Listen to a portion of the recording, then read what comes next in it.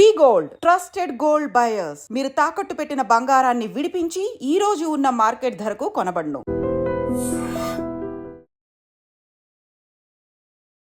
Welcome to our channel. బంగారం గురించి ఒకసారి చూద్దాం. భారతదేశానికి బంగారానికి విడదీయలేని సంబంధం ఉందనుకోవచ్చు, ఒక బంధం ఉందనుకోవచ్చు. ఒక రకంగా ప్రపంచంలో భారతీయులు వినియోగించినంత బంగారాన్ని వేరే దేశస్తులు వాడరు. మనమే ఎక్కువ గోల్డ్ మీద ఇంట్రెస్ట్ చూపిస్తాం. ఎందుకంటే ఆర్నమెంట్స్ కానీ యూసేజ్ ఎక్కువ చేస్తాం వేరే దేశాల కంటే, ఫస్ట్ నుంచి కూడా. ఇప్పుడు కానీ కొన్ని దేశాలు ఇప్పుడిప్పుడే కొన్ని చిన్నగా ఇన్వెస్ట్మెంట్ స్టార్ట్ చేసినాయి. కానీ పుట్టిన పిల్లల దగ్గర నుంచి పెళ్ళిడికి వచ్చిన ఆడపిల్ల వరకు ప్రతి వాళ్ళకి బంగారం లేనిదే ఏ శుభకార్యం కూడా ఉండదు కదా. సో అది మనకి సాక్షాత్తు లక్ష్మీదేవితో సమానం. సో డెఫినెట్గా అందుకని అందరూ బంగారం మీద ఇన్వెస్ట్మెంట్ చేస్తారు. ఏటా టన్నుల కొద్దీ బంగారం దిగుమతి అవుతూ ఉంటుంది ఇండియాకి. దేశంలో ఆర్థికంగా కుదేలైన మరేదైనా పెను సవాళ్ళు కూడా ఎదుర్కోవాల్సి వచ్చినప్పుడు ఈ బంగారమే సేవ్ చేస్తుంది అనుకోవచ్చు ఒక రకంగా. అందుకనే మనం ఎక్కువ గోల్డ్ కొంటాం. మనల్ని చూసి వేరే దేశాలు కూడా గోల్డ్ కొని రిజర్వ్ చేస్తూ ఉన్నాయి. అది ప్రభుత్వాలు కూడా నమ్ముతూ ఉన్నాయి. అందుకే గోల్డ్ అలా పెరుగుతూ ఉంది. భారత్ ఇటీవల ఏకంగా 100 టన్నుల బంగారాన్ని ఇండియాకి మనం ఆల్రెడీ కొన్ని వేరే లండన్లో పెట్టింది మనం వెనక్కి తీసుకొని వచ్చాం ఆ గోల్డ్ని. అట్లానే లాస్ట్ 3 months 4 months బ్యాక్ 74 టన్నులు మళ్ళీ మార్కెట్లో కొని రిజర్వ్ చేసాం. సో ఎక్కువ అవకాశం వచ్చినప్పుడల్లా ఎక్కువ టన్నులు మనం కొనుక్కొని రిజర్వ్ చేస్తున్నాం. అది ఎప్పుడైనా ఆపత్కాలం ముందు మనకి ఇదవుతుందని మన ప్రైమ్ మినిస్టర్ మన్మోహన్ సింగ్ కానీ పివి నరసింహరావు కానీ వాళ్ళు చేసిన ఇదిని బట్టి డెఫినెట్గా అది వాళ్ళు ఆ రోజున మంచిగా చేశారు. దానివల్ల చాలా ఇబ్బందుల నుంచి మనం బయటకు వచ్చాం. సో దాన్ని చూసి మనమే కాదు ఇతర దేశాలు కూడా ఫాలో అవుతున్నట్టుంది. అందుకే ఎక్కువ గోల్డ్ రిజర్వ్ చేస్తున్నట్టు అనిపిస్తోంది. అంటే బంగారం ధర 80,000 దాటినా కానీ కొనుగోలు మాత్రం ఆగట్లేదు. కంటిన్యూగా కొంటూనే ఉన్నారు. అవసరం కదా, అవసరమైనప్పుడు కొంటూనే ఉంటారు. అంతలా గోల్డ్కి డిమాండ్ ఉందనుకోవచ్చు ఒక రకంగా. అంటే షాకింగ్ విషయం ఏంటంటే బంగారు నిల్వలు అధికంగా ఉన్న దేశాల్లో పోలిస్తే భారత్ ఇప్పటికీ 7వ స్థానంలో ఉంది. గోల్డ్ నిల్వలో అగ్రరాజ్యమే. USA main. వాళ్ళే తిరుగులేని రారాజుగా ఉన్నారు ఇప్పటికీ. 2024 సెప్టెంబర్ నాటికి అమెరికా వద్ద 8,133 మెట్రిక్ టన్స్ ఉన్నాయి బంగారం నిల్వలు. సో ప్రతి ఏటా మళ్ళీ పెంచుకుంటూనే ఉంటుంది. సో ఎక్రూడ్ చేస్తూనే ఉంటుంది. వాళ్ళకి సర్ప్లస్ వచ్చినప్పుడల్లా గోల్డ్ మీద కొంత పర్సంటేజ్ ఇన్వెస్ట్మెంట్ చేస్తూనే ఉన్నారు, పెంచుకుంటూనే ఉన్నారు. సో మరింత తిరుగులేని శక్తిగా అమెరికా రాజ్యం ఎదిగే ప్రయత్నం చేస్తుందన్నమాట. అంటే వాళ్ళే ముందుండాలి. ఎక్కువ ఆపత్కాలం ముందు ఏమైనా వచ్చినప్పుడు వాళ్ళకి డెట్ కూడా ఎక్కువ. ఆ డెట్ని కంట్రోల్ చేసుకోవాలన్నా గోల్డ్ రిజర్వ్స్ ఎక్కువ ఉండాలనే ఉద్దేశంతో వాళ్ళు ఇమీడియట్ క్యాష్ కాబట్టి లిక్విడిటీ ఉంటుంది కాబట్టి గోల్డ్ని ఎక్కువ చేస్తారు అనుకోవచ్చు. అంటే యుఎస్ తర్వాత 2వ స్థానం చూస్తే జర్మనీ ఉంది. జర్మనీ వద్ద 3,351 అంటే 3,351 టన్నులు బంగారం నిల్వలు ఉన్నాయి.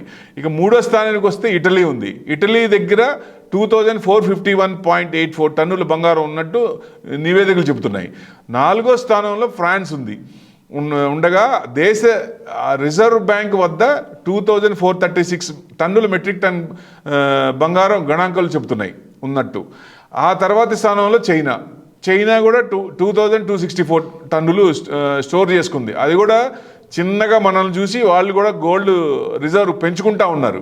ఈ మధ్యనే కొంచెం ఎక్కువ చైనా పెంచుకుంది అనుకోవాలి. స్విట్జర్లాండ్ కూడా 1,039, తైవాన్ 400. తైవాన్ ఏమో 422 టన్నులు ఉంటే పోలాండ్కి ఏమో 419.70 టన్నులు బంగారం నిల్వ చేసుకున్నాయి. చివరిగా 7వ స్థానంలో మనం ఉన్నాం.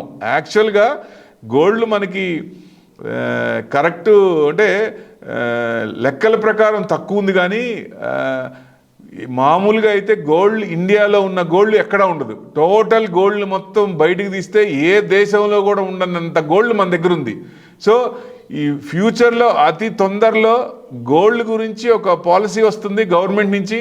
ప్రతి బంగారం మన దగ్గర ఉన్నది చూపించాల్సి వస్తుంది. లాస్ట్ టైం వాళ్ళు చూపించినప్పుడు ఆడవాళ్ళ దగ్గర నుంచి వ్యతిరేకత వచ్చింది. కానీ ఈసారి కొంచెం ఆ పాలసీ తెచ్చేటట్టున్నారు. గోల్డ్ గురించి ఎక్కువ ప్రతిదీ మనం చూపించాల్సి ఉంటుందేమో అనిపిస్తోంది. చూద్దాం, లెట్ us హోప్. ఎందుకంటే middle class, lower middle class ఎక్కువ ఉన్నారు కాబట్టి ఎక్కువ ఇబ్బంది పెట్టకుండా గవర్నమెంట్ కూడా మంచి పాలసీ తీసుకొస్తే మంచిదని ఉద్దేశం. ఈ మధ్య చైనాలో కూడా హునాన్ ప్రావిన్స్లో పియాంగ్ హ్యాంగ్ కౌంటీ దాదాపుగా 78 బిలియన్ యూరోలు విలువైన ముఖ్యమైన బంగారు గనిని కొనుగొన్నారు.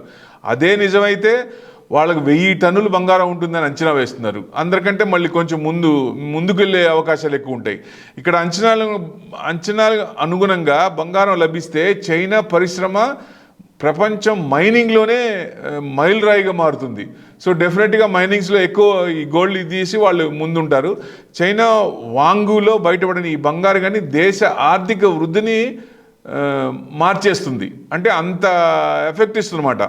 ఈ స్థాయి నిలువ సాధ్యమైతే హునాన్ ప్రావిన్స్ ప్రపంచ మార్కెట్లోనే ప్రధాన పాత్రధారిగా ఎదగవచ్చు. చైనా ఈ రకంగా ఎదిగితే మిగతా వాళ్ళకి ఇబ్బంది. ఎందుకంటే ఆయనకి కొంచెం డిస్ట్రక్షన్ మోడ్లో ఉంటాడు, కన్స్ట్రక్షన్ మోడ్లో ఉండరు కాబట్టి చైనా డెఫినెట్గా మనం ఇది తట్టుకోవాలంటే గోల్డ్ కూడా మనం కూడా సాధ్యమైనంత వరకు నిల్వలు పెంచుకుంటేనే మంచిది. పెంచుకోకపోతే ఫ్యూచర్లో ఇబ్బంది వచ్చినప్పుడు మనం ఇబ్బంది పడాల్సి వస్తుంటుంది. సో ఇట్లాంటివన్నీ చూసుకొని వాళ్ళు చైనా ఏం చేస్తుందో దాని ప్రకారం వాళ్ళకంటే ఎక్కువ మన దగ్గర కూడా గనులు ప్రయత్నిస్తున్నారు. సో డెఫినెట్గా ఆ గనులు అనేది మన దగ్గర కూడా వెలికి తీస్తే డెఫినెట్గా మంచి ఇదే ఉంటుంది. కానీ గనులు ఉన్నా లేకపోయినా ఎక్రూడ్ చేసేది ప్రతి సంవత్సరం కూడా జీడిపిలో కొంత పర్సంటేజ్ ఎక్రూడ్ చేసి మనకి నిల్వలు పెంచుకుంటేనే మంచిది. ఏదైనా ఇబ్బందులు వచ్చినప్పుడు మనకి సేఫ్గా ఉంటుందనే ఉద్దేశం. అంటే మైనింగ్ కార్యక్రమాలు మించి విస్తరించున్నాయి. మైనింగ్, శుద్ధి, రవాణా అనుబంధ పరిశ్రమలో వేలాది కొద్ది ఉద్యోగాలు కూడా వస్తాయి. సో ఇవన్నీ బెనిఫిట్ అవుతాయి కాబట్టి సో డెఫినెట్గా చైనాకి మంచి ఇదే. నిజంగా అది కనుక గోల్డ్ మైన్స్ నిజంగా కనుగొంటే డెఫినెట్గా మంచి ఇదే ఉంటుంది. కానీ కన్స్ట్రక్షన్ మోడ్లో ఉంటే చాలామంది ఎక్కువ చిన్న చిన్న కంట్రీలన్నీ కలుపుకుంటూ పోతే ఆయనే ఉంటుంది. సో ఆయనకే ముందుంటాడు. కానీ దాంట్లో ఏషియన్ దాంట్లో ఎక్కువ డిస్ట్రక్షన్ మోడ్లో ఉండేది చైనా కాబట్టి మనకి కొన్ని దేశాలు కొంచెం ఇబ్బందిగా ఉంటుంది. సో మనం నిల్వలు పెంచుకొని దాన్ని ప్యారలల్గా బ్యాలెన్స్ చేస్తే మంచిదని ఉద్దేశం. డెఫినెట్గా మన గవర్నమెంట్ కూడా చూసుకొని మంచి పాలసీలు తెచ్చి ఎక్కువ పర్సంటేజ్ జనాల్ని ఇబ్బంది పెట్టకుండా గోల్డ్ రిజర్వ్స్ మొత్తం చూపించాలి అని ట్యాక్స్లు కూడా ఎక్కువ వేయకుండా.